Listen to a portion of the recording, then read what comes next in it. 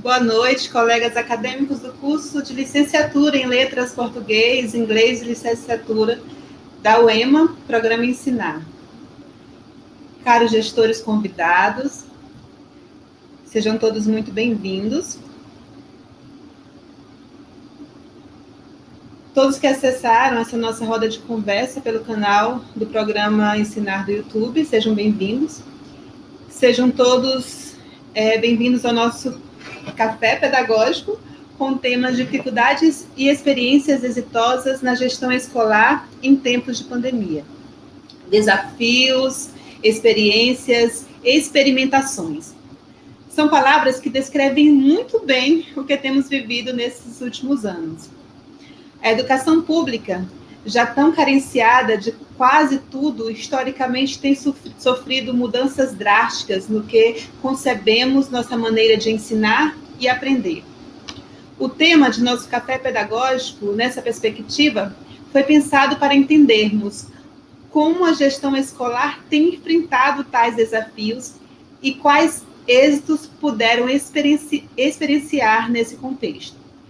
Sem dúvida, nós gostaríamos de estar reunidos presencialmente, fazendo jus ao nome de nosso encontro e tomando aquele bom e velho café, com aquele olho no olho, aqueles abraços amigáveis. Mas, assim como nas escolas, nossa universidade também teve que se adaptar. E, com essa adaptação, nós estamos fazendo o nosso café pedagógico via canal do YouTube, né? E temos a honra de recebermos alguns convidados muito especiais. Além da nossa professora, orientadora, mestra em educação, aliás, doutora em educação, Kaline Cafuri Alves. Seja muito bem-vinda, professora. A professora mestra Meridiane Cristina de Almeida Santos Silva. Seja muito bem-vinda. Muito obrigada por aceitar nosso convite. O professor especialista Fernando Santiago, licenciado em Pedagogia e bacharel em Administração, atualmente gestor da Escola João Ribeiro, gestor de Escola Municipal. E a professora, que ainda já conseguiu entrar, a professora Edna Maria Feitosa, licenciada em Letras Português e gestora da Escola Governador Acha. Também, muito obrigada, nossa colega, Náshila Cristina Diniz, acadêmica do curso de Letras, que está fazendo a tradução e vai fazer a tradução da palestra da professora Meridiane. Eu, Cíntia Vale, a colega de vocês que vos fala, sou também acadêmica do curso de Letras. Então, sejam todos muito bem-vindos e ficamos inicialmente com a honra de termos a palestra da professora mestra Meridiane.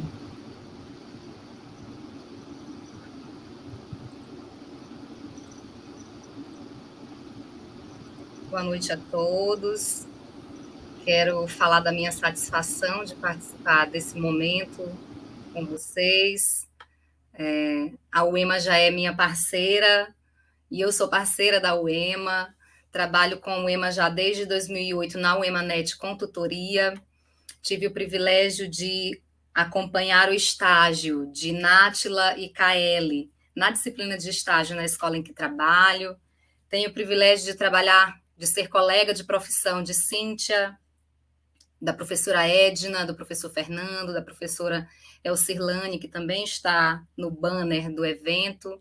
E quero falar da alegria de poder participar no sentido de que socializar as experiências se faz necessário, porque a gente aprende no contato com o outro. E como nós temos aprendido nesses 2 últimos anos, né? A gente já está caminhando aí para quase 3 anos letivos de forma remota ou de forma híbrida, mas que muito sacudiram a estrutura da educação, uma mudança repentina, e nós estamos aqui para falar que foi difícil, foi intenso, como já dizia a letra da música, foi difícil, foi intenso, está sendo ainda, mas nós temos mostrado que se houver política pública comprometida com a qualidade da educação no Brasil, a gente consegue em pouco tempo fazer uma verdadeira revolução. A gente enfrenta alguns desafios ainda e vamos enfrentar por um bom tempo, mas nós temos crescido muito como profissionais nesse momento. Eu agradeço o convite da KL, acadêmica do curso de Letras. Através dela eu recebi o convite, através dos demais colegas, da professora da disciplina, dos colegas que estão comigo nesse momento. E o que eu trago para esse momento nosso não é bem uma palestra, seria mais um bate-papo, uma conversa mesmo. Então, a gente vai falar sobre essas ferramentas digitais que foram tão faladas nesse momento de pandemia e de como elas impactaram positiva ou negativamente a educação nesse período. Que aproximações aconteceram e que distanciamentos ocorreram além do distanciamento social, né? Porque a gente percebeu que não apenas o distanciamento social nos afastou, mas a própria condição das escolas nesse momento de pandemia em que estamos vivendo aí desde a suspensão das aulas de forma presencial para a forma remota, para o ensino remoto emergencial. Então, essa nossa conversa, ela é, na verdade, fruto de trabalhos desenvolvidos na rede pública de ensino, especialmente na rede estadual, onde eu lecionei até agosto desse ano, seja Lúcia Baima Araújo. Atualmente eu estou técnica pedagógica da Uri-Codó e estou como coordenadora da aplicação do SAEB 2021 Polo Codó. Então, este trabalho ele já foi desenvolvido e continua sendo desenvolvido nas escolas em que trabalho. É de relatar como é que foi essa experiência, ou seja, a Lúcia Baima foi a primeira escola em Codó que quando teve suspensão de aula presencial, nós com apenas 6 dias já estávamos online, em plataformas digitais, em ambientes virtuais de aprendizagem, e não esperamos tanto tempo como outras escolas de outras instâncias, né, de outras redes de ensino.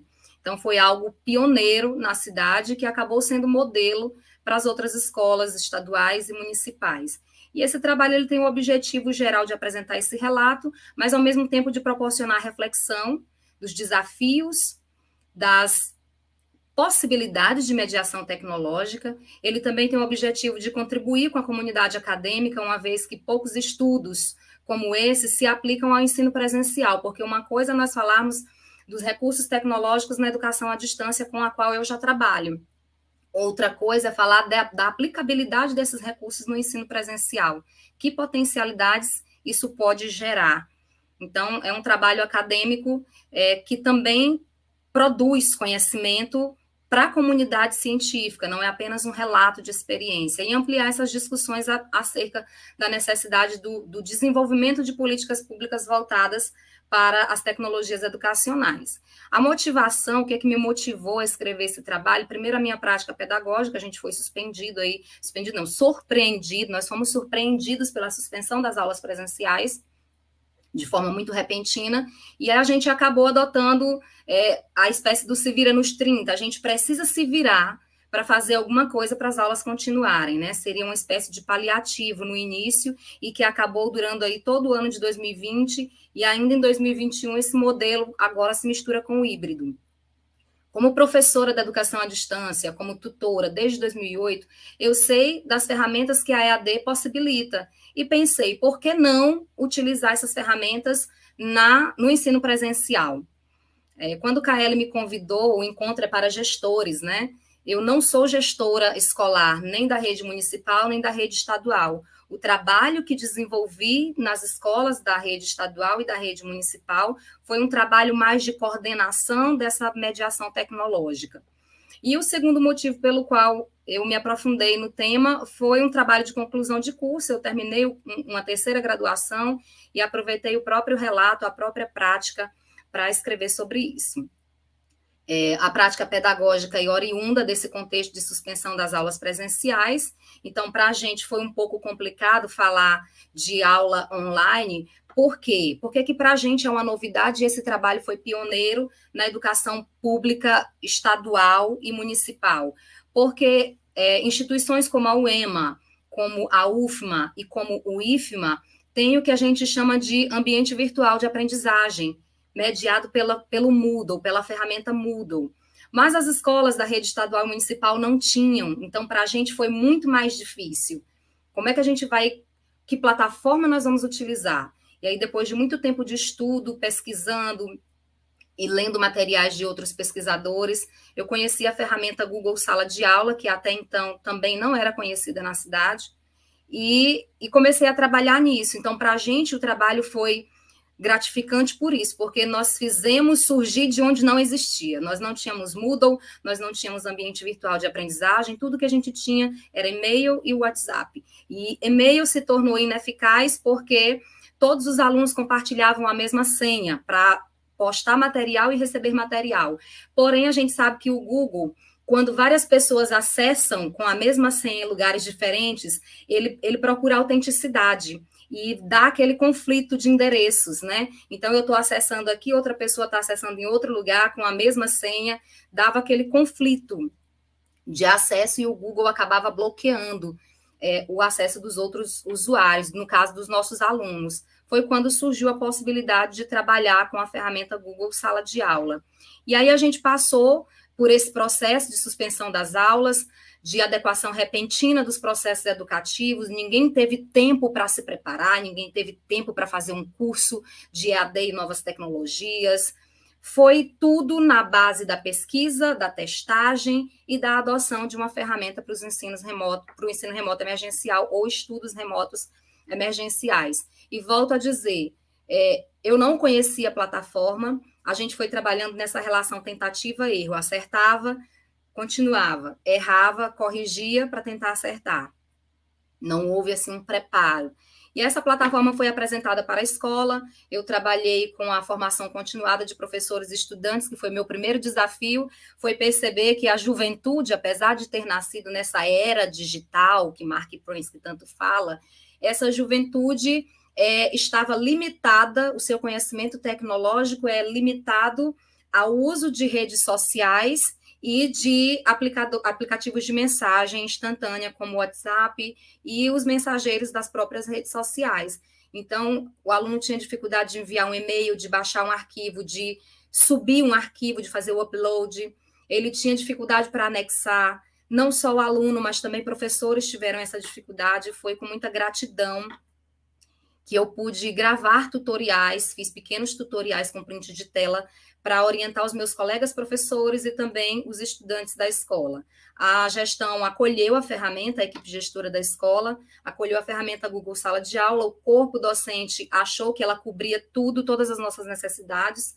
Então, no mesmo ambiente, a gente podia postar vídeo, foto, áudio, a gente podia responder um fórum, a gente podia fazer formulário online, avaliação com autocorreção, no caso do Google Forms. Então, era uma ferramenta completa, a gente podia lançar até as notas dos alunos, e isso foi muito gratificante para a gente não ter que se desdobrar com várias ferramentas. A respeito da relevância social desse trabalho, é justamente o fato de nós termos minimizado os impactos do distanciamento social. A gente se adequou para as aulas não pararem, elas continuarem de outra forma, e a relevância social do trabalho é justamente essa, de minimizar os impactos, os efeitos negativos desse período de distanciamento e de suspensão das aulas presenciais. E aí, o que é que isso mostrou para a gente? Que é preciso investir em letramento digital, tanto de professores quanto de alunos, e que é preciso que a comunidade escolar se aproprie da tecnologia disponível para saber manusear essas tecnologias com o objetivo de promover a inclusão digital. A gente sabe que algumas pessoas ficaram completamente à margem do uso de tecnologias por não possuir os recursos, mas a intenção é de promover a inclusão. A respeito da relevância científica, nós já falamos no início, né, dessa necessidade de políticas de letramento digital, da necessidade de nós evidenciarmos ainda mais a utilidade das TICs na educação, da necessidade de formação para professores e para alunos. A gente já sabe que o Maranhão, a rede estadual do Maranhão já anunciou o ensino híbrido e está trabalhando dessa forma nas escolas da rede estadual. Então, isso mostra que a gente não vai voltar para o que era antes, apenas o tradicionalismo. E é uma temática pertinente que tem como objetivo final a produção de conhecimento. A gente fala de tecnologia e pensa que foi a pandemia que trouxe a necessidade de colocar as TIC na educação, e na verdade não é isso.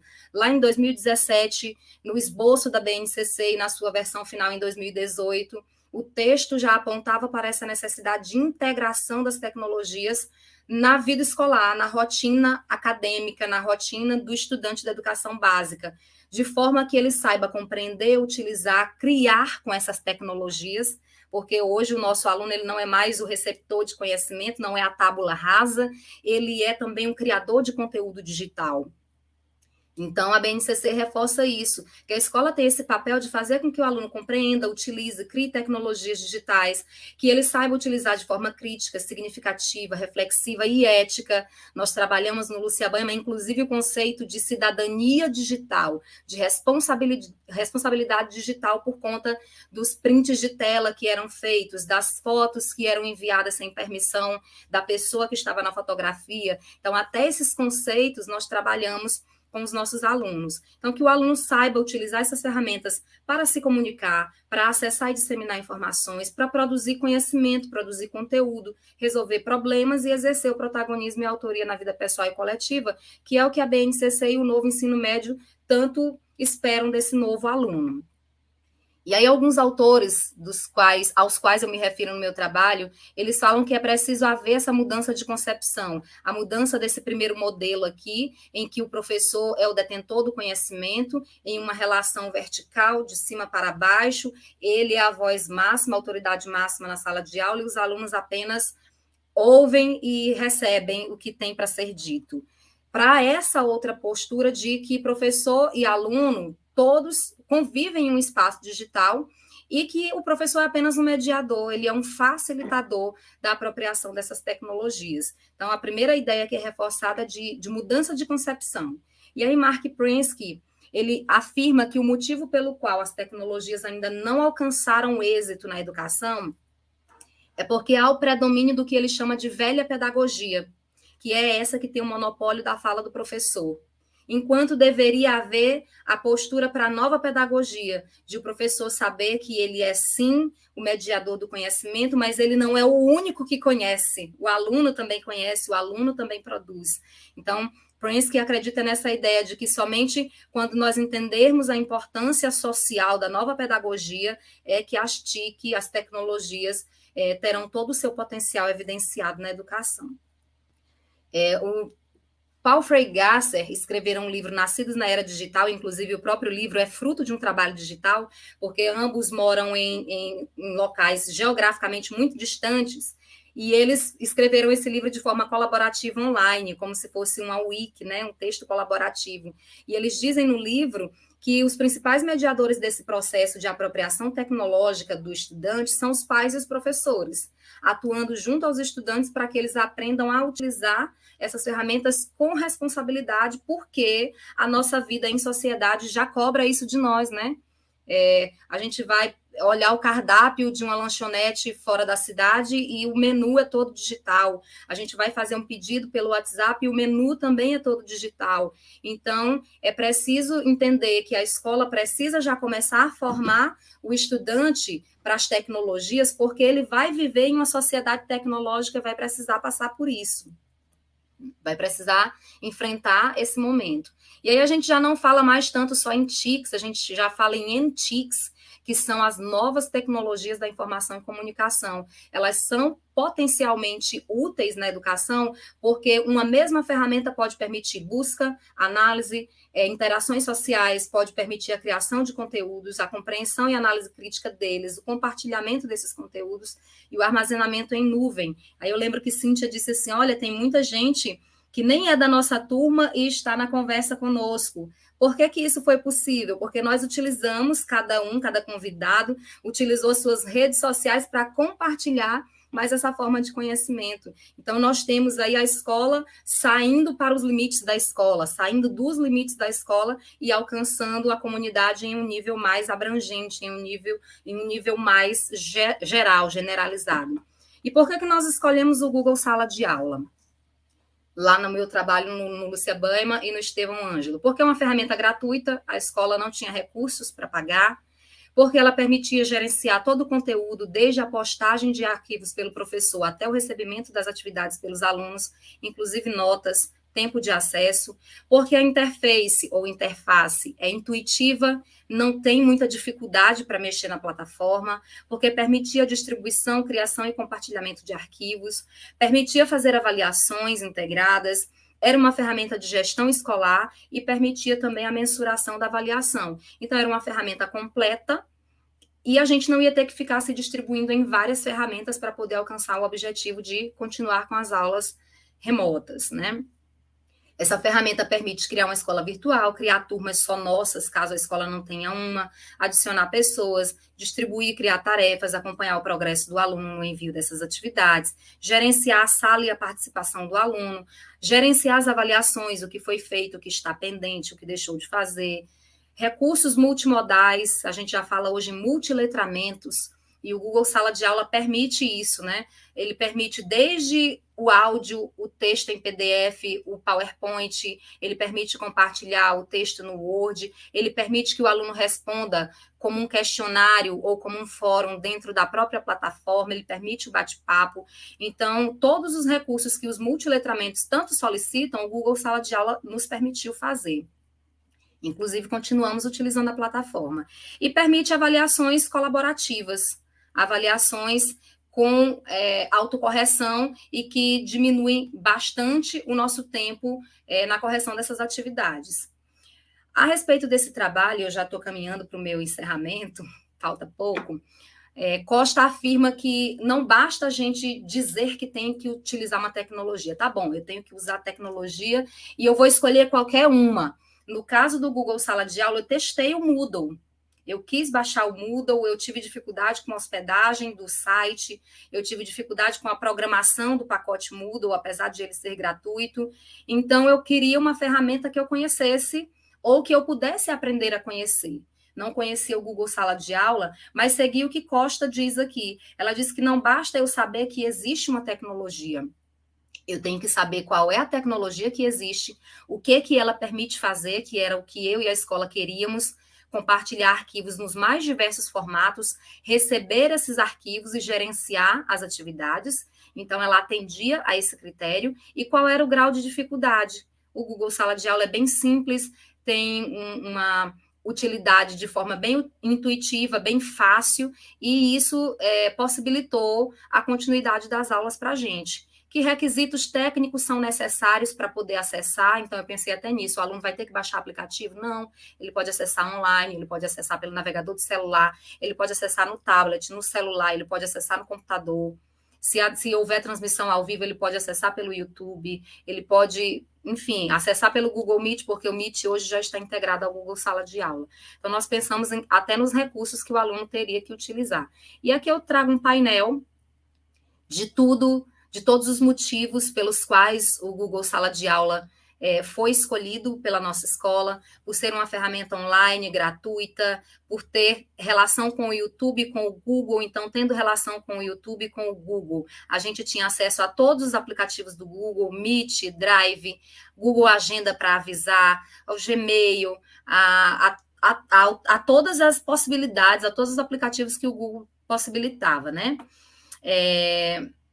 Permitia fazer download, upload, anexar arquivos, Google Forms e podia ser acessado a partir de qualquer dispositivo conectado à internet. Foi fácil? Não foi. Então, que desafios se mostraram ao longo desse processo? Quais desafios nós tivemos e temos ainda que enfrentar a respeito do uso de tecnologias na educação? Primeiro, a formação docente. Nós entendermos que a tecnodocência já é uma realidade, é esse professor que utiliza alguma tecnologia no seu planejamento, na sua sala de aula, voltado para essa nova pedagogia e para o manuseio dos recursos. A Universidade Federal do Ceará, inclusive, fez no ano passado, está fazendo ainda este ano, cursos de 180 horas, voltados para o uso de tecnologias. Eu mesma fiz 2 deles como forma de aperfeiçoamento. Então, é preciso também adotar essa postura, né, de entender que eu preciso aprender a manusear os recursos. Nós tivemos a dificuldade de acesso aos recursos por parte dos estudantes e dos professores. Não é todo professor que tem habilidade com tecnologia e não é todo estudante que tem habilidade. Nós tivemos a dificuldade do acesso e da permanência dos estudantes. Então, se por um lado a tecnologia busca promover a igualdade e a inclusão e evitar a evasão, principalmente os alunos da zona rural foram os mais afetados por conta da cobertura de sinal de celular, de telefonia móvel, que quase não existe na zona rural, e quando existe, não é de boa qualidade. Então, isso, de alguma forma, acabou afastando esse aluno da comunidade escolar. E a gente sentiu também falta do apoio da família. O aluno ficou muito solto nesses tempos, sumiu por um tempo e voltou por causa da busca ativa que as escolas fizeram. É como se o aluno não se sentisse pertencente a essa nova realidade. É como se, para ele, aula online não fosse parte da escola, não fosse a escola. E tivemos o desafio da adequação de metodologias, mudar apenas do livro didático, data show, caixa de som e notebook, para todas as ferramentas que a gente teve que aprender a utilizar, não foi fácil. Ainda temos como desafio a dificuldade que as famílias têm de aceitar que a educação pode ocorrer em espaços não escolares. Então, a educação saiu da sala de aula física da escola e passou para um espaço não escolar, que é a nossa casa, a casa de uma tia, a casa de um parente, de um vizinho que emprestou o Wi-Fi. A gente tem o desafio de evitar os cenários de desigualdade, porque ainda existem, nem todas as pessoas têm os equipamentos disponíveis. Felizmente, o governo do estado do Maranhão distribuiu chips para os alunos da rede pública com um pacote bom de internet. Eu falo porque conheço, mas às vezes o aluno ganhava o chip e não tinha o dispositivo, o aparelho celular. E quando ele tinha o aparelho celular, ele não queria o chip, porque ele tinha um Wi-Fi em casa, né? Então, a gente teve essas situações. Temos ainda o desafio de evitar a exclusão digital, o desafio de incluir a informática na educação formal, para promover essa alfabetização e letramento digital e apropriação tecnológica, e de fomentar esse senso de cidadania e de responsabilidade digital. Infelizmente, muitas pessoas ainda acham que a internet é terra de todo mundo, é terra sem lei, e que a gente pode compartilhar o que quiser, que a gente pode printar e gravar o que quiser, e a gente não vai ser punido por isso. Então, nós trabalhamos essa questão da cidadania e da responsabilidade digital também. Aqui eu compartilho com vocês que esse trabalho desenvolvido na rede pública se tornou artigo de uma coletânea desse livro que eu vos apresento aí virtualmente, e ele está aqui comigo em mãos. É o livro Escritas de Si e Desenvolvimento Profissional Docente. Ele está disponível para download no site da Acadêmica Editorial, e eu tenho um artigo que é justamente uma adaptação desse meu TCC, desse meu relato, para capítulo deste livro. E falei exatamente dessa experiência que tratei aqui com vocês e que apresentei. Essa é a editora, é de organização do professor Joelson, com Guilherme Duval Toledo, Francisco Antônio Machado Araújo, e vários pesquisadores relataram neste livro quais as dificuldades e desafios que foram encontrados nesse período de ensino remoto. O artigo tem o mesmo título do meu TCC, da terceira graduação. Eu estou terminando uma graduação em licenciatura em formação pedagógica com habilitação para educação profissional e tecnológica, e o artigo trata justamente desse desafio que foi utilizar as ferramentas da educação à distância no ensino regular não presencial durante a pandemia. Eu falo que são relatos de criatividade e inovação porque essas práticas ainda não haviam sido utilizadas na cidade de Codó, nem mesmo pelas escolas particulares e pelo Instituto Federal, não aplicada ao ensino presencial, volto a repetir. E aqui eu deixo uma palavrinha, e essa palavra fica não apenas para mim, fica para todos nós, de que eu transformo o mundo através da educação, de que você, professor, você, professora, você, acadêmico, que está inquieto com o que você pode fazer pela educação, você é um agente de transformação de vidas. Quando a gente fica ali inquieto, querendo fazer algo para ajudar, para resolver um problema, para melhorar a educação, nós estamos transformando o mundo através da educação. E eu fecho com essa palavra que diz: até aqui me ajudou o Senhor, 1 Samuel 7,12. Eu sei que tem sido muito difícil para todos, como eu falei, eu estou em uma coordenação do SAEB, eu estou muito cansada, mas disse, Kaela, eu vou estar no evento com o maior prazer. e deixo uma palavra. A gente está cansado desses 2 anos de pandemia, 2 anos de distanciamento, já caminhando para um 3º ano. E a palavra que eu deixo que diz assim: o Senhor é o Deus eterno, o Criador de toda a terra. Ele não se cansa, ele não fica exausto.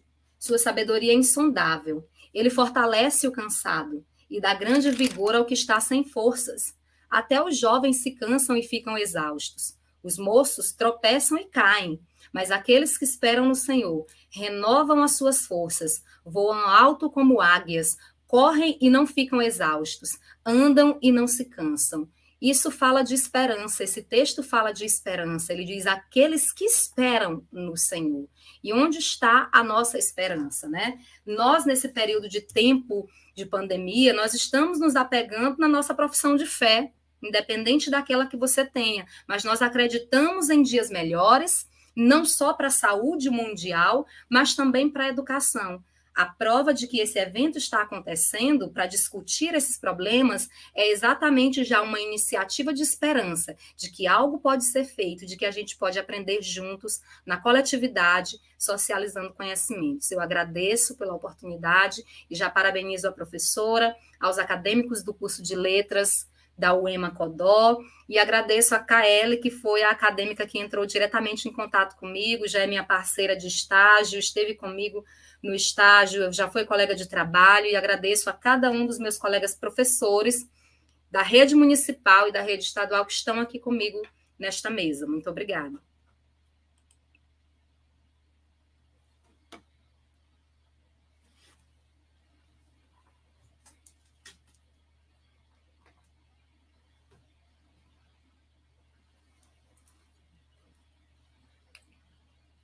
Microfone, professora.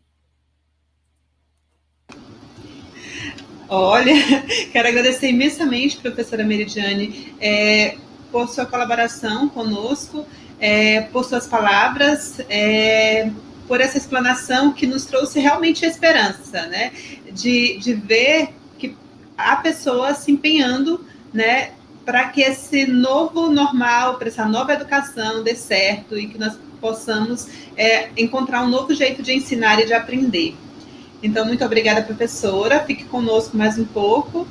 Muito obrigada, Nátila, pela interpretação, que é de fundamental importância também termos a tradução de Libras para inserção, né, de pessoas com deficiência também nesse mundo virtual, para que possam entender as palestras e participar, né, e ser entendidos.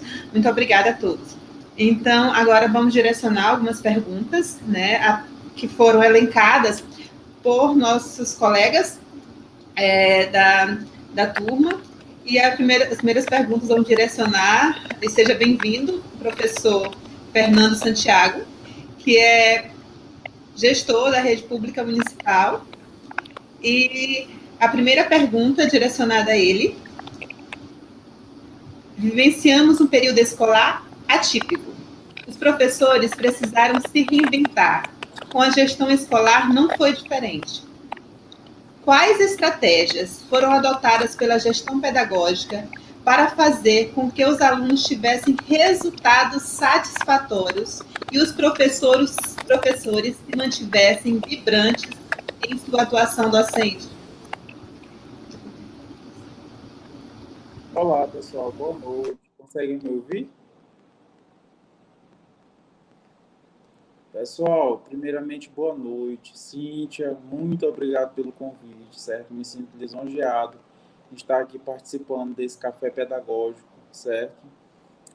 Me chamo Fernando Santiago, atualmente estou gestor da Escola João Ribeiro.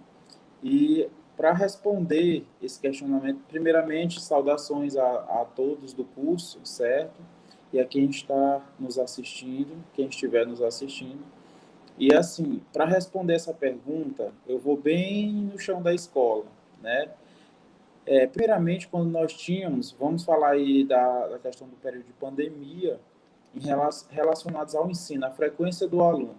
Nós tínhamos grupos criados, né? Onde esses grupos eles eram abertos, os alunos interagiam com os professores, e enfim, começou-se, né, a fazer uma maratona de reuniões entre nós, a equipe gestora e os professores, para buscarmos as adequações melhores, para que não sobrecarregasse tanto os professores e, ao mesmo tempo, não desse, vamos dizer assim, um tom de brincadeira virtual aos alunos, né? Porque já tinha coisas que a gente estava postando como avisos e outras coisas mais, e a gente acabava de postar, outro aluno já estava perguntando a mesma coisa, não se dava nenhum luxo de ler o que estava naqueles avisos. E aí o que acontece? Nós fizemos reuniões e mais reuniões, e a cada uma delas nós fomos melhorando um detalhe. Isso foi muito bacana, muito legal. E aí um professor dava uma ideia, outro dava outra. E o certo é que o quê? Os grupos que antes eram fechados, porque assim, foi tudo parou, tudo começou a ficar remoto, né? 100% remoto. E os grupos que antes eram abertos, na verdade, nós e os professores decidimos deixar eles fechados, né? Apenas o professor postando essa atividade. Por quê, pessoal? Quando os grupos eram abertos, nós tínhamos aquele aluno esperto. Ele vinha, colocava a presença, né? E sumia. Ou seja, numa relação, tinha 20 alunos presentes, 20 alunos online, né? E na hora lá do professor fazer uma aula, por exemplo, o Google Meet, ou uma interação mesmo ali com todos, era 2, 3 alunos. Então, alguma coisa, vamos dizer assim, estava errado, né? Então, tinha aquele aluno que vinha, já marcava a presença ali automática, certo? Ou o professor não poderia dar o primeiro oi do dia que o aluno já estava botando o nome. Então, a gente começou a achar estranho. Precisávamos mudar essa metodologia. E aí, o que nós fizemos? Professores, todos vocês, a partir de agora, passam a ser administradores do grupo, não apenas os gestores e a supervisão. Os grupos ficam fechados, certo? Porque esses grupos fechados, nós dávamos um trabalhinho a mais aos professores, sim, e uma espécie de atenção para os alunos, né? Que esses alunos puxassem mais a atenção desses alunos. Através de quê? Quando os grupos estavam abertos, eles poderiam botar presença e sumir. Com os grupos fechados, o que aconteceu? O professor postava atividade, até hoje funciona assim. Então, os professores postam a atividade, certo? Na atividade, a nossa atividade ela já é padrão, vem com cabeçalho, nós passamos para todos os professores, lá vem o nome, a data da atividade, semana de dia X a dia X, enfim. E aí vem mais abaixo algo interessante, que nós chamamos de quadro de orientações. O professor diz naquele quadro de orientações o que ele quer daquela atividade. Feito isso, então, nós tínhamos que colocar o aluno para ler, nós tínhamos que chamar a atenção desse aluno de alguma forma. Então, quando eu coloco essa atividade apenas e peço para que esse aluno fale comigo no privado, então, gente, isso mudou assim de uma faixa de 3, 4, 5 alunos para praticamente quase que 80% da turma. Faltava basicamente aqueles alunos que, vamos dizer assim, era de zona rural, não tinham o celular, certo? Coisas desse tipo. Então, assim, essa mudança de estratégias ou adequação de estratégias, né, ela fez com que os alunos participassem mais. Depois eles foram querendo, vamos dizer assim, diminuir novamente a participação, mas aí nós já sabíamos que eles tinham como participar, né? Então, fomos cobrando no privado, sim, fizemos aquela maratona, busca ativa mesmo, virtual, como chamamos, né? E a partir daí, o professor em si se sentiu mais ocupado, embora ele tivesse um dia na semana para estar com essas turmas, e o aluno se sentiu o quê? Tem alguém no privado à disposição dele que, detalhe, pessoal, nós mudamos também a forma de presença, certo? Então, o aluno ele só não tinha que estar. O grupo estava fechado, ele recebia atividade, fazia. Mas como que se dava a presença, Fernando? A presença se dava justamente pela entrega da atividade. Não tinha mais aquela relaçãozinha solta nos grupos, certo? Como quando a gente tinha começado. Então, o aluno obrigatoriamente se sentiu, vamos dizer assim, tendo que fazer essa atividade para entregar a sua nota e a sua presença do dia. Gente, graças a Deus foi maravilhoso, certo? Descobrimos até mães que se obrigaram a colocar os filhos em um reforço, porque elas em si não estavam... Então, começou-se até essa interação da família de uma forma mais frequente. O professor começou a receber no seu privado muito mais demanda, né, no quesito de atender ali individualmente cada um, que ficou um pouco pesado para alguns, como artes, por exemplo, que pega todas as turmas, porém, foi um acordo entre nós em equipe. certo? E que tem dado certo até os últimos dias. Nós acreditamos que se não tivéssemos usado essas estratégias, nós agora no presencial estaríamos muito mais prejudicados. Estamos prejudicados, claro, né? O período pandêmico, ele não, vamos dizer assim, não assim tal como adequou algumas coisas na escola, ele também trouxe suas marcas negativas. Porém, né, nós queremos enfatizar que o seguinte, a escola, muito poucas pessoas se atentam para isso. A escola ela é um espaço projetado para funcionar com gente. Gente triscando em gente, gente pegando em gente, gente sentindo cheiro de gente. Ou seja, é um espaço totalmente projetado para funcionar presencial. A escola ela não foi projetada para funcionar à distância, para funcionar remotamente, certo? Então, assim, nada substitui.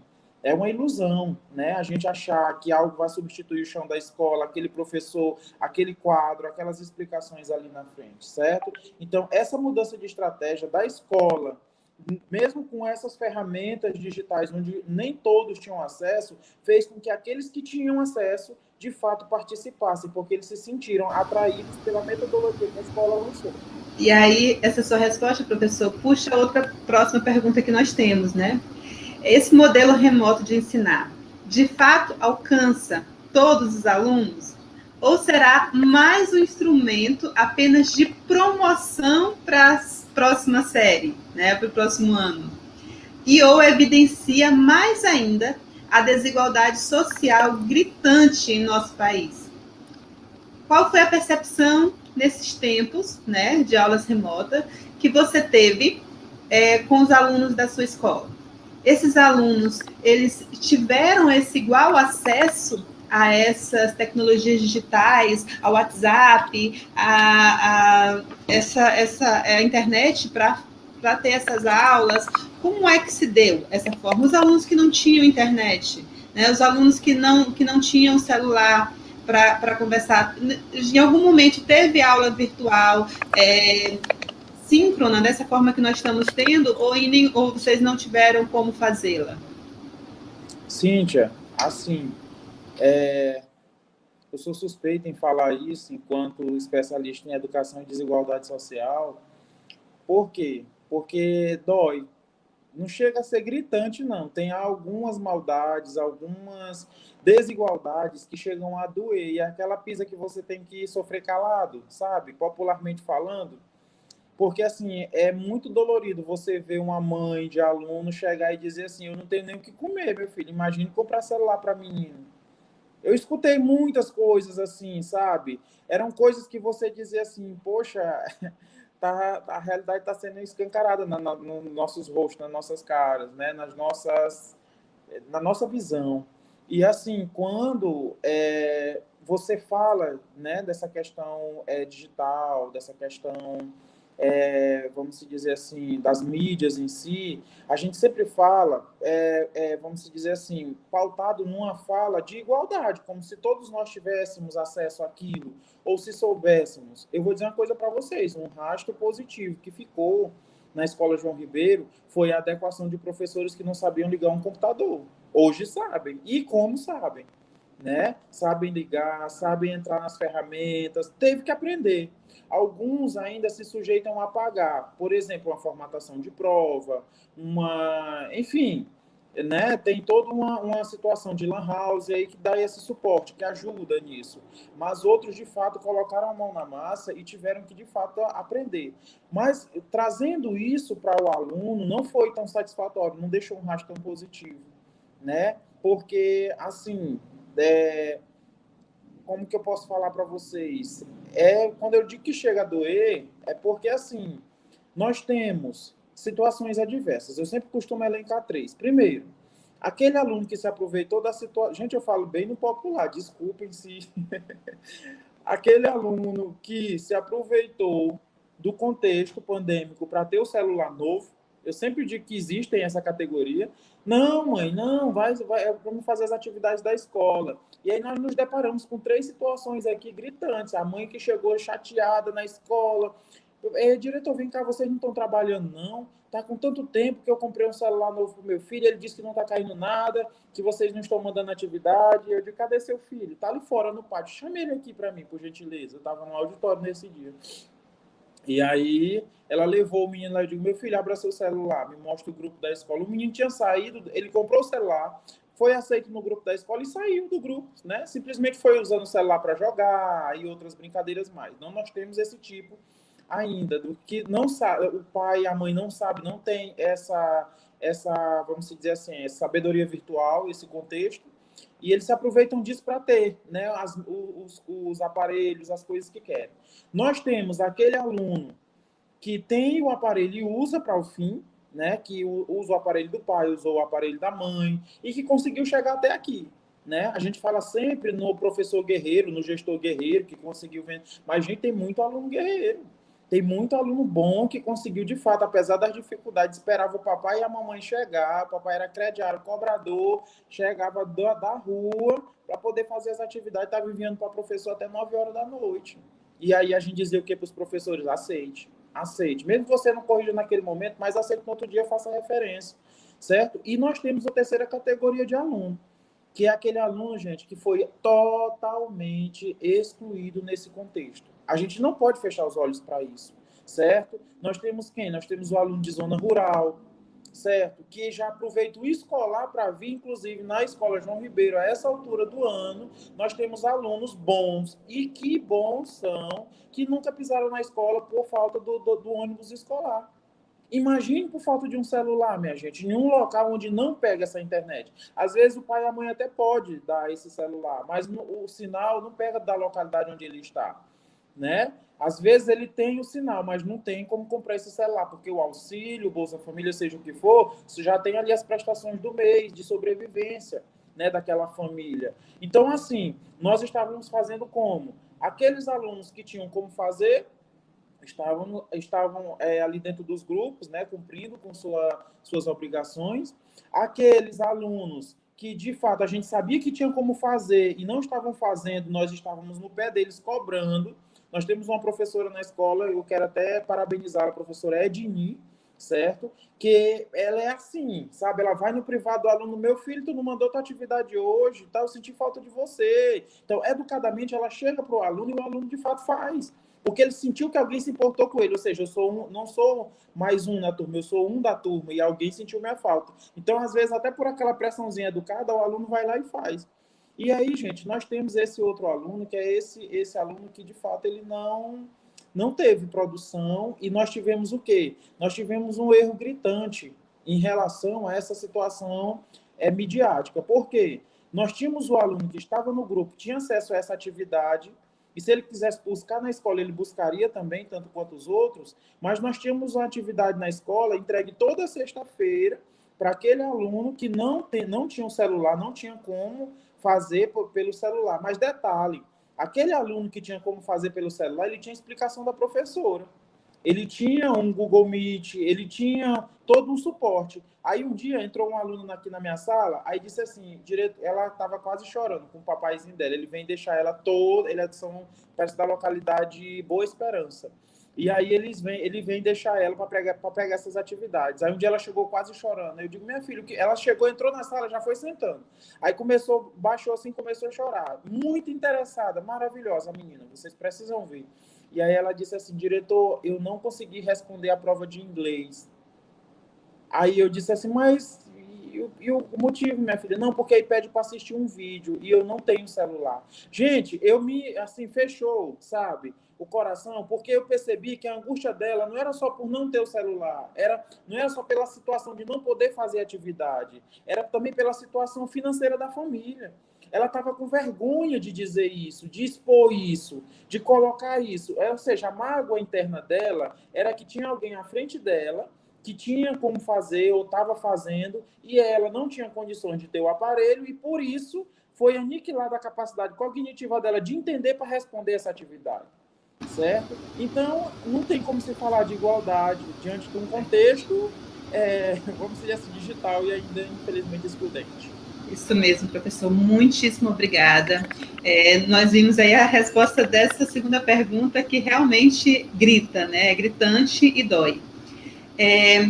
Eu queria agradecer a sua presença, a sua fala, né, legítima de quem entende, de quem está no chão da escola, né, e me toca profundamente suas palavras, porque eu também tenho essa experiência de gestão e de gestão de educação do campo, 9 anos trabalhando com educação do campo, e hoje em dia a gente vê que quem sofre mais são os alunos do campo, né? Que são tantos esforços, mas não conseguem estar no mesmo degrau, né? A equidade hoje em dia é cada vez mais necessária, as ações, as políticas públicas voltadas à equidade. Muito obrigada, professor.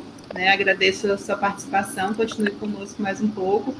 E eu queria registrar também a presença de alunos do campo Coelho Neto, do programa Ensinar, Pedreiras também já vi aqui, professores da UEMA que também nos deram a honra da presença, professor Haroldo já veio por aqui, a coordenadora do Polo Codó, a Dulcimir, a Frankeline e outros mais que estão por aí. Gestores, colegas gestores da rede pública municipal, a todos, muito obrigada pela presença. Ademais, aos nossos colegas, né, que estão aí conversando, estão aí interagindo, né, nossos colegas de curso de letras. Então, eu queria direcionar agora a próxima pergunta para a gestora Edna, né, gestora Edna Feitosa. Gestora, colega Edna, com a pandemia, acentuou-se mais ainda a evasão escolar. Quais medidas, além das buscas ativas, foram tomadas para tentar reverter esse quadro? Surtiram efeito?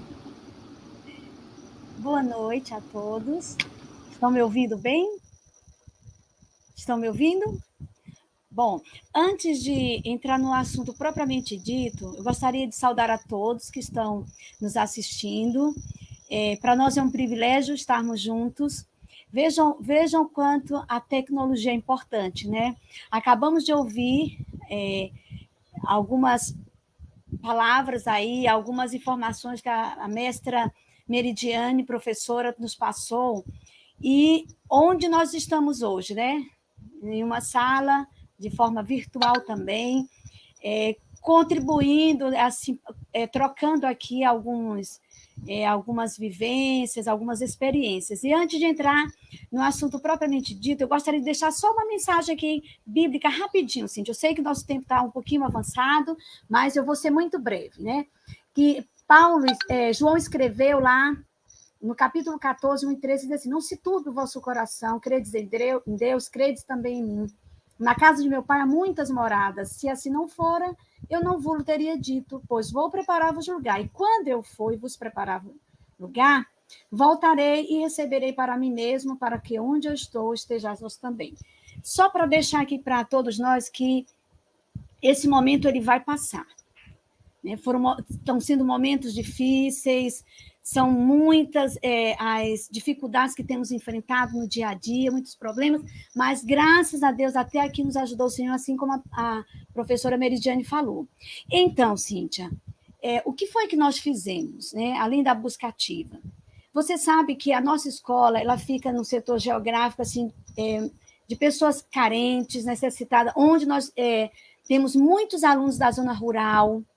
E, como já foi dito aí, sinal de telefone não funciona direito, e são eles os problemas que são encontrados, né, com nossos alunos. O que foi que nós fizemos?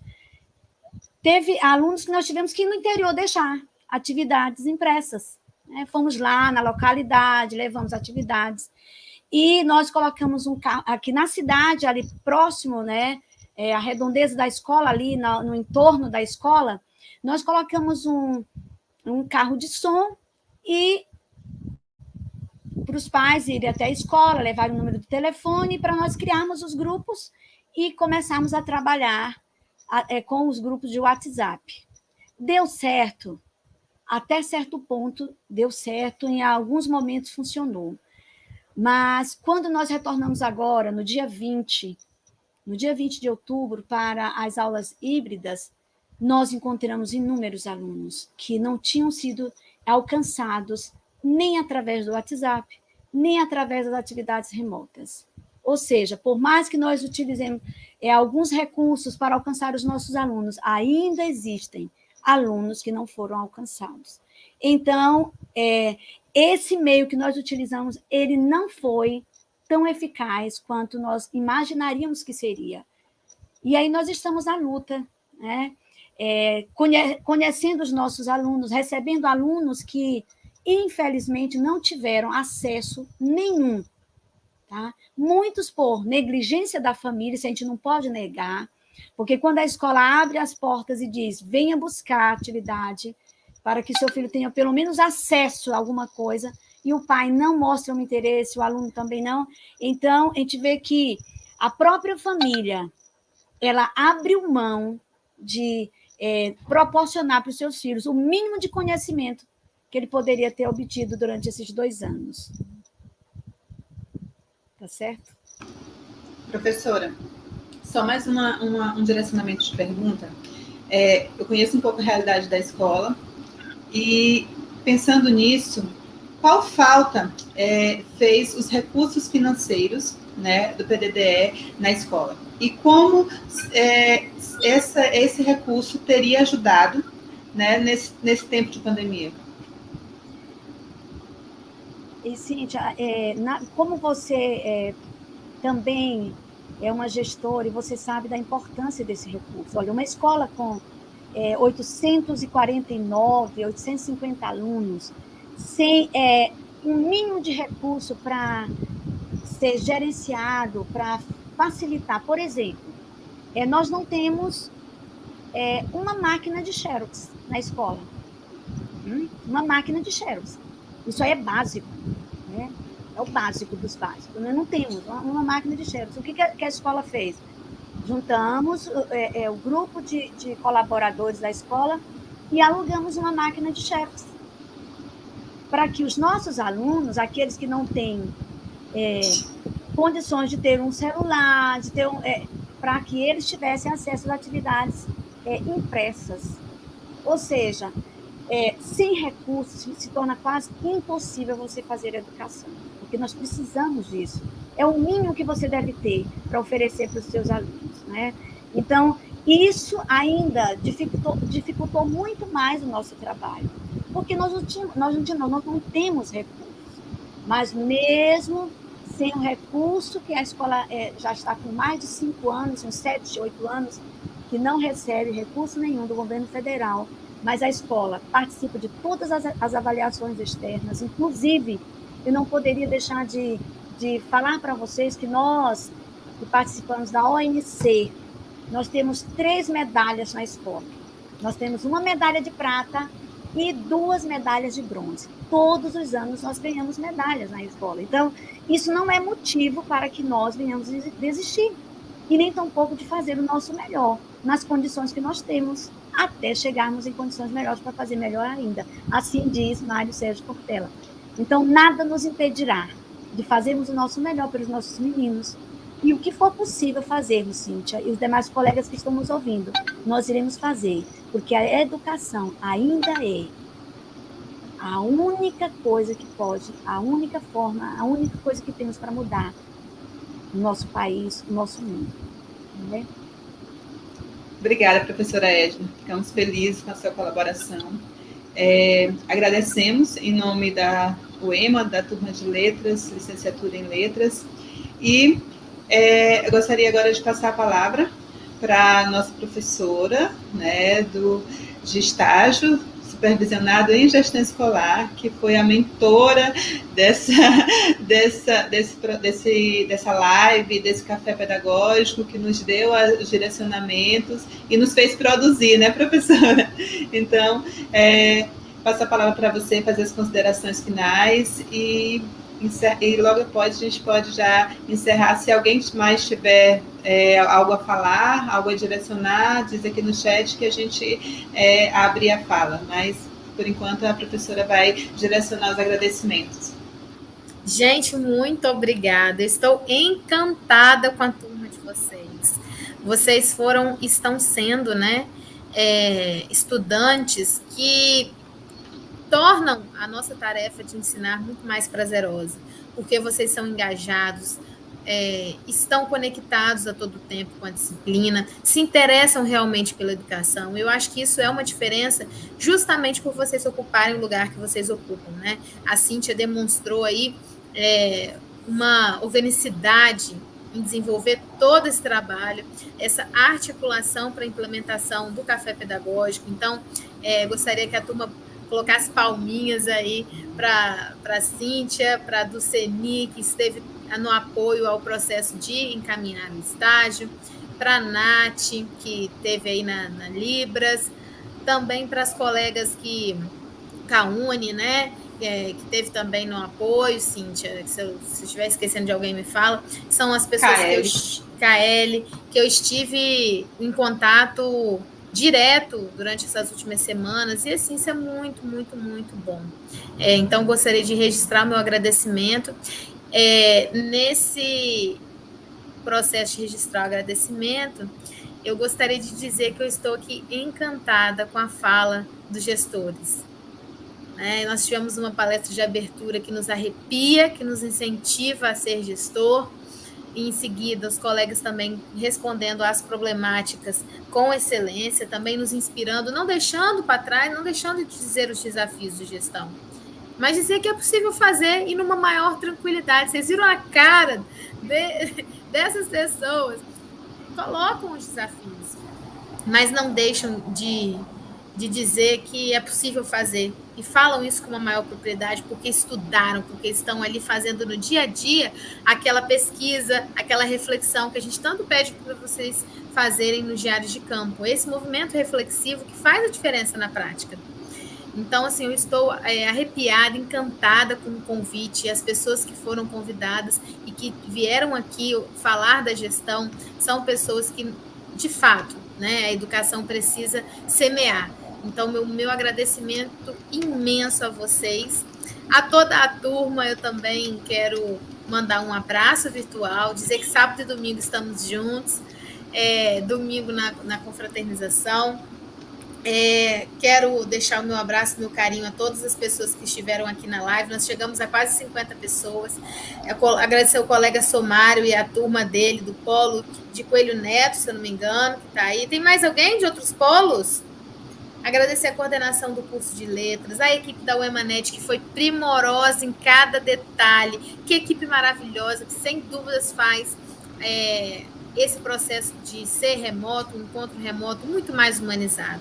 Então, a Larissa, o Leandro, toda a professora que esteve também permitindo, né, a gente desenvolver isso. Então, gostaria de dar o meu agradecimento e meu carinho muito especial, viu?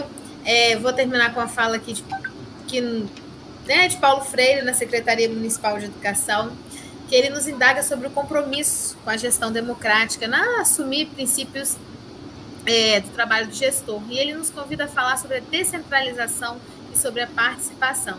E o que significa participar e descentralizar numa administração popular? Os mesmos objetivos estão presentes no discurso de políticos cuja orientação é oposta à nossa.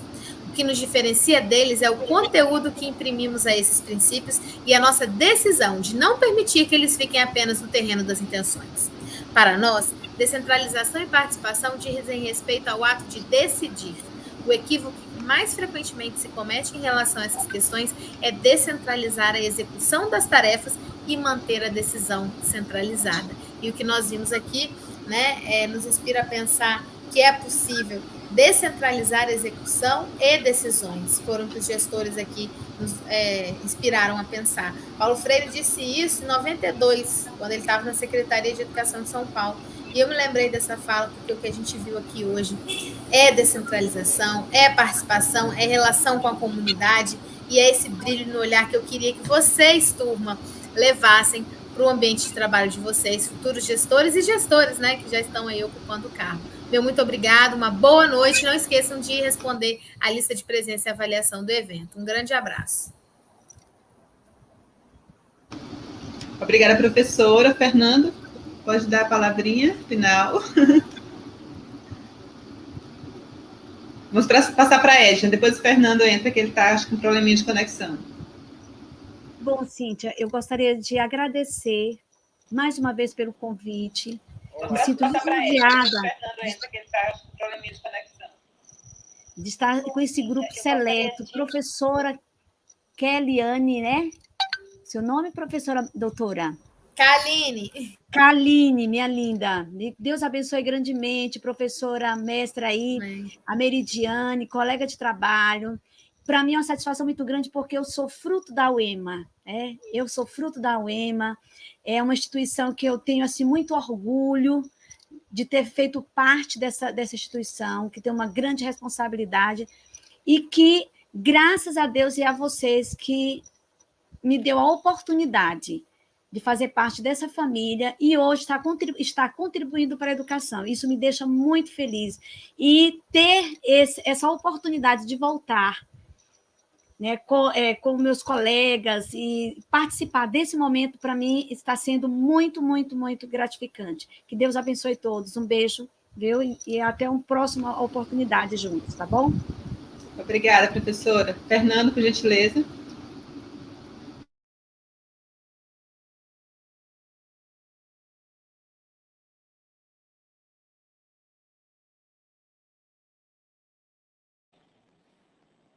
Eu gostaria de pedir ao colega Leandro que colocasse a sequência de imagenzinhas que eu entreguei a ele. Pessoal, só no objetivo de dar uma palavrinha final a vocês. Só no objetivo de dar uma palavrinha final a vocês e incentivar a turma no caminho do conhecimento, quero dizer para vocês o seguinte. Espera aí, deixa eu só fazer. Então, eu quero dizer para vocês o seguinte. Dentro da administração, nós temos o CHA, né? CHA. Então, assim, agora foi aderido mais uma letrinha, que é o R.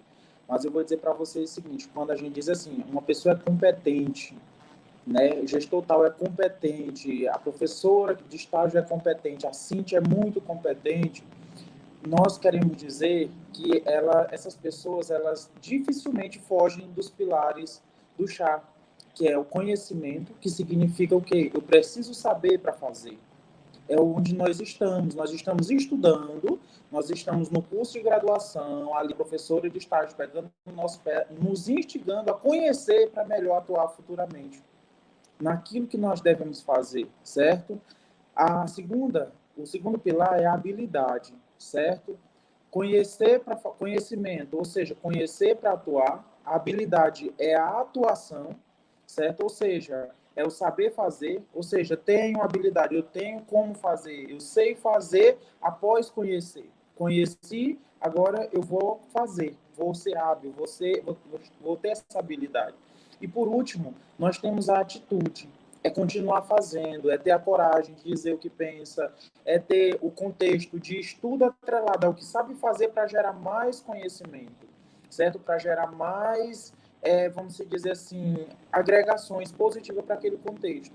Então, eu quero dizer para vocês o seguinte, vocês estão no caminho certo. Cíntia, meus parabéns. Professora Kaline, meus parabéns. Minha colega Meridiane, que deu um show aí, eu tenho até vontade de dizer assim, menina, continue essa aula, que eu quero saber mais sobre as tecnologias digitais. A gente está precisando, né? Então, assim, a todos vocês, meus sinceros parabéns, certo? E o colega passa a próxima... Então, assim, conhecimento, habilidade e atitude é o que gera competência. Eu preciso conhecer, eu preciso saber o que estou fazendo, eu preciso ter atitude para continuar fazendo, sabe? E aí, o que as pessoas chamam de competência dificilmente não perpassa por esses 3 pilares. E aí nós temos uma imagenzinha onde o colega coloca que nós vamos dividir isso em porcentagem. Turma, deixa eu dizer uma coisa para vocês. Ninguém nasce pronto. Nós, inclusive, nesse momento, estamos como aquela borboleta saindo do casulo, ou seja, estamos aí, né, despertando para uma nova graduação, um novo contexto, e para isso nós precisamos passar por metamorfoses. Então, conhecimento, saber fazer, 15%, ou seja, não quer seja menos. Eu estou querendo dizer que quando vocês estão ouvindo gestores, pessoas que estão na prática, mas, gente, tem coisa que a gente estudou, mas tem coisa que não está nos livros, não. As situações que chegam para nós na escola, muitas delas não estão nos livros. Eu garanto para vocês, certo? Então, o conhecimento, a habilidade, certo? Vamos botar aí 25%, eu sempre divido dessa forma. E a atitude. após vocês conhecerem esse café pedagógico, ele está sendo muito útil na vida de vocês, porque lá na frente vocês vão aderir isso a uma habilidade, posteriormente vai criar atitudes em vocês em relação ao que nós estamos fazendo e dizendo aqui hoje, certo? Então, assim, é esse conjunto que leva ao que chamamos de sucesso. Pode passar, colega? Só para mim. E aí nós chegamos ao pilar onde nós chamamos de quê? Fulano tem o conhecimento. Né? Pessoal, e o conhecimento é poder. Aproveite esse momento, vocês estão se transformando em pessoas que têm poder, certo? O poder do diálogo, o poder da persuasão, o poder de ter o seu lugar dentro de uma sociedade que às vezes é tão injusta, certo? Eu, como especialista em desigualdade social e racial, eu tanto convivo, quanto percebo e quanto não quero estar no lugar dos opressores. E é por isso que eu digo para vocês, a única forma de você sair, de você tirar o seu pé da demarcação da desigualdade ou da opressão, é você tendo conhecimento. O conhecimento que lhe leva ao poder, certo? Porque, como diz a imagem aí, quanto mais você souber, melhores serão as suas decisões, e isso lhe servirá para a vida toda. O que a Cíntia está promovendo aqui hoje, que a professora Kalina, que a professora Meridiane, que a professora Edna, que todos nós estamos colocando aqui hoje, é uma dose só da nossa experiência para que cause em vocês a inquietude do conhecimento. E aí, por último, eu quero colocar para vocês essa última imagem que diz assim, nós saímos lá do pilar da competência e passamos para o pilar de quê? De que o conhecimento é o poder, mas só a sabedoria é a liberdade. Certo? Eu preciso ter conhecimento, habilidade e atitude para que eu chegue no conhecimento mais aguçado de meu conhecimento de mundo, de atuação de mundo, certo? Ser independente no pensar, no falar, no persuadir, certo? Na minha própria criação mental, o meu mapa mental em relação às coisas do mundo. E a partir daí eu vou me tornar, sim, uma pessoa sábia. E é onde eu digo para vocês, a gestão, ela não é fácil. Porém, ela se torna, às vezes, prazerosa. Certo? Por quê? Porque você, além de ter o conhecimento, você vai ter a sabedoria que te liberta. Você está dentro de um contexto de gestão, de líder, onde tem coisas que todo mundo olha para você e espera um exemplo, espera de você uma palavra de motivação, de força, e tem dia que você também está até quebrado e que você pensa, meu Deus, o que eu vou dizer para esse pessoal hoje? Mas aí você vai lá no final e busca conhecimento misturado com habilidade e atitude. Aí você regaça as mangas e diz assim, pessoal, o caminho é esse. Porque conforme as minhas experiências, o meu conhecimento, conforme o que eu acho que é melhor para a equipe como um todo, nosso meio é esse. E aí isso se torna sabedoria, isso se torna libertador. Porque você não traz a luz para você, para o seu trabalho, você traz a luz para um mundo de pessoas que estavam esperando de você aquilo. Então, assim, galera, não desistam. O curso, a gente sabe que um curso de graduação, posteriormente pós-graduação, e isso requer o quê? Requer noites mal dormidas, requer tempo, requer que a gente às vezes coma tarde, que a gente às vezes, sabe, deixa o filho, a filha ali aos cuidados de outra pessoa. Porém, eu quero dizer uma coisa para vocês, tudo isso está incutindo rumo à sabedoria. Essa sabedoria, com certeza, ela vai ser libertadora. Eu sempre costumo dizer, lá na frente tudo faz sentido, certo? E essa liberdade que a gente tira...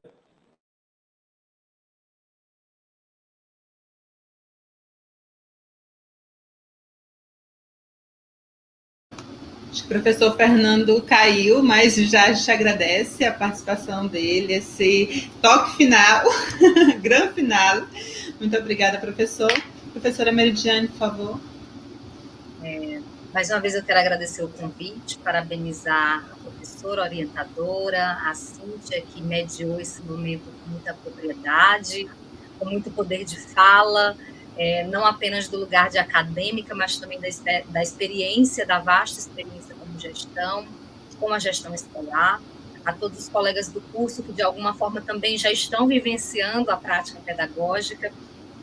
O professor Fernando falava, e eu quero reiterar a fala dele, ele falava desse cenário de desigualdade, né? E eu coloquei, inclusive, na minha fala, que esse cenário de desigualdade, ele realmente, a tecnologia, nesse momento, trouxe, sim, uma certa exclusão social. Ela mais promoveu a exclusão digital do que a inclusão.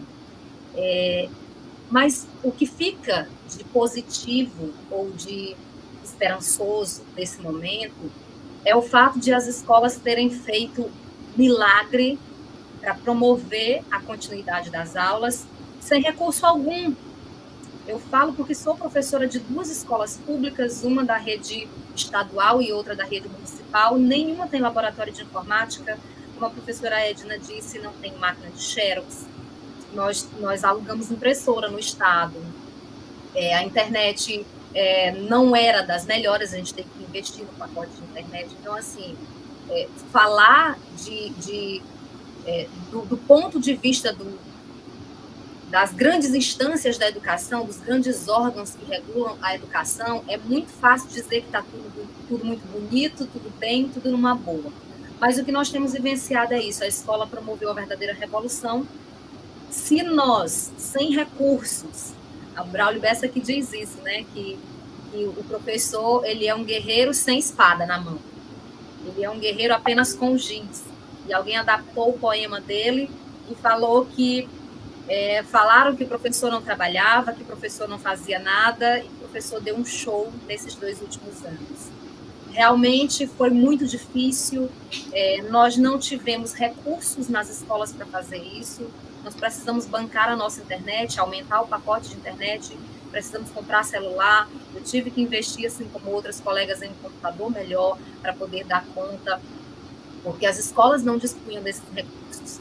Então, se as escolas não dispunham e fizeram o trabalho que fizeram, porque eu considero que o que cada gestor, os relatos que o Fernando trouxe, que a Edna trouxe, todos esses relatos que foram apresentados aqui, eles mostram que nós não conseguimos alcançar a totalidade dos alunos, mas nós conseguimos minimizar os impactos negativos desse distanciamento.